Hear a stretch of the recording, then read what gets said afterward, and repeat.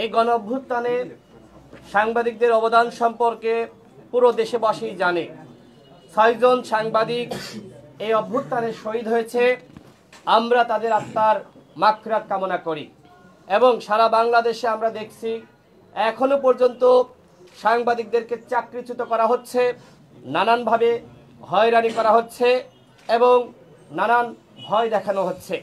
আমরা গণ অধিকার পরিষদের পক্ষ থেকে স্পষ্টভাবে বলছি, গণ অধিকার পরিষদ সাংবাদিক সমাজের সাথে রয়েছে।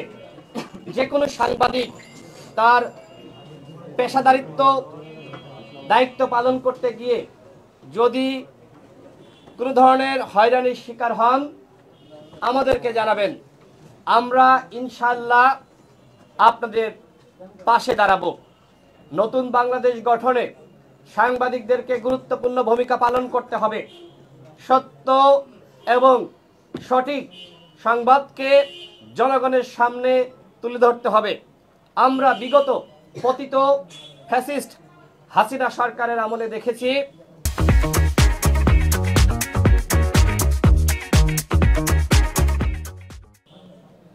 সঠিক এবং সত্য সংবাদ গণমাধ্যমে প্রকাশ করা সম্ভবপর হয়নি।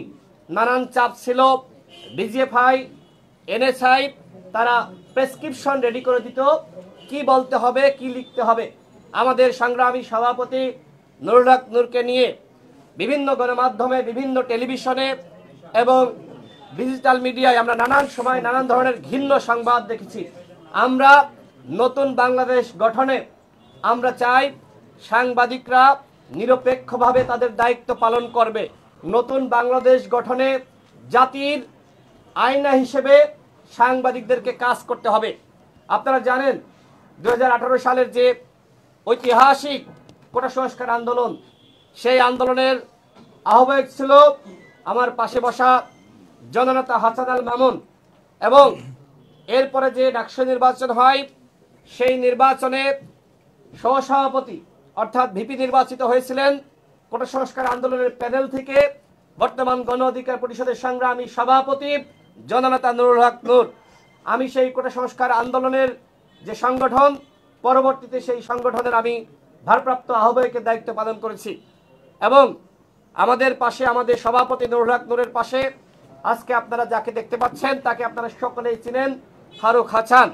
কোটা সংস্কার আন্দোলনে তার যে সংগ্রামী ভূমিকা, একসাথে ফারুক হাসান সহ আমি এবং আমাদের অন্যান্য সহযোদ্ধারা একসাথে আমরা কোটা সংস্কার আন্দোলন 2018 সালকে কেন্দ্র করে আমাদেরকে গ্রেপ্তার করা হয়েছিল।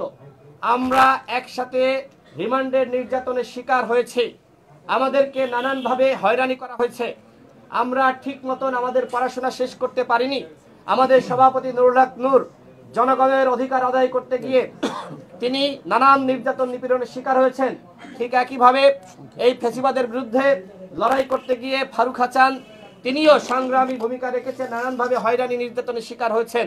দীর্ঘ রাজনৈতিক পথ চলায় আমরা গণ অধিকার পরিষদ, তারুণ্য নির্ভর রাজনৈতিক দল, আমরা একটি সুন্দর বাংলাদেশ বিনির্মাণ করতে চাই। তারই ধারাবাহিকতায় আমরা তরুণরা 2018 থেকে 24 পর্যন্ত বা সামনেও যারা আসবে একীভূত হয়ে আমরা ঐক্যবদ্ধভাবে কাজ করতে চাই। প্রিয় সাংবাদিক বন্ধুগণ, একটি বিষয় আজকে দুঃখের সাথে বলতে হয়, আমরা গতকালকে দেখেছি, আজকে আমার বক্তব্য দেওয়ার একটাই কারণ, আমরা গতকালকে দেখেছি 43তম বিসিএসে সেই গেজেট থেকে 168 জনকে পুলিশ ভেরিফিকেশনের জন্য বাদ দেওয়া হয়েছে। এই ফ্যাসিস্ট শেখ হাসিনার যে 15 বছরের দুঃশাসন, সেই পতনের মূল কারণ ছিল কিন্তু এই একটা প্রধান কারণ, যেখানে সরকারি চাকরিতে গেজেটের মাধ্যমে বিএনপি, জামাত কিংবা নিরপেক্ষ অনেক প্রার্থীকে বাদ দিত শেখ হাসিনা সরকার, যার কারণে কিন্তু শেখ হাসিনার পতন ঘটেছিল। আমরাও কি সেই পথে হাঁটবো? এই জুলাই যে গণ অভ্যুত্থান, এটি আমরা জন্মও দিয়েছি, সফলও করেছি, কারোর প্রতি বৈষম্য করার জন্য না। সুতরাং বিসিএসে যে সকল শিক্ষার্থীকে গেজেট থেকে বাদ দেওয়া হয়েছে তাদের প্রত্যেককে যদি কারো বিরুদ্ধে স্পেসিফিক কোনো মামলা না থাকে তাহলে প্রত্যেককে গেজেটভুক্ত করতে হবে। যদি গেজেটভুক্ত না করা হয় তাহলে আমরা আন্দোলনে যাব। এই দেশের শিক্ষার্থীদের বৈষম্যমুক্ত বাংলাদেশ বিনির্মাণের লক্ষ্যে 2018 সালেও কোটা সংস্কার আন্দোলন হয়েছিল, 24 সালে যে আন্দোলন হয়েছিল সে আন্দোলনের নামও কিন্তু দেওয়া হয়েছে বৈষম্য বিরোধী ছাত্র আন্দোলন। সুতরাং এই ব্যানার থেকে কোন শিক্ষার্থীর প্রতি, কোন চাকরি প্রত্যাশীর প্রতি অন্যায় অবিচার কোনোভাবেই মেনে নেওয়া হবে না।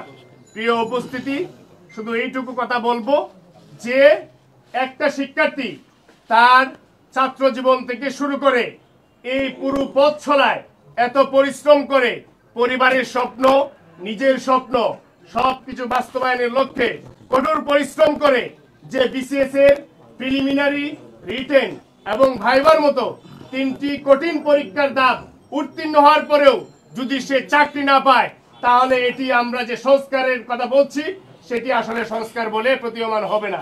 ধন্যবাদ সবাইকে।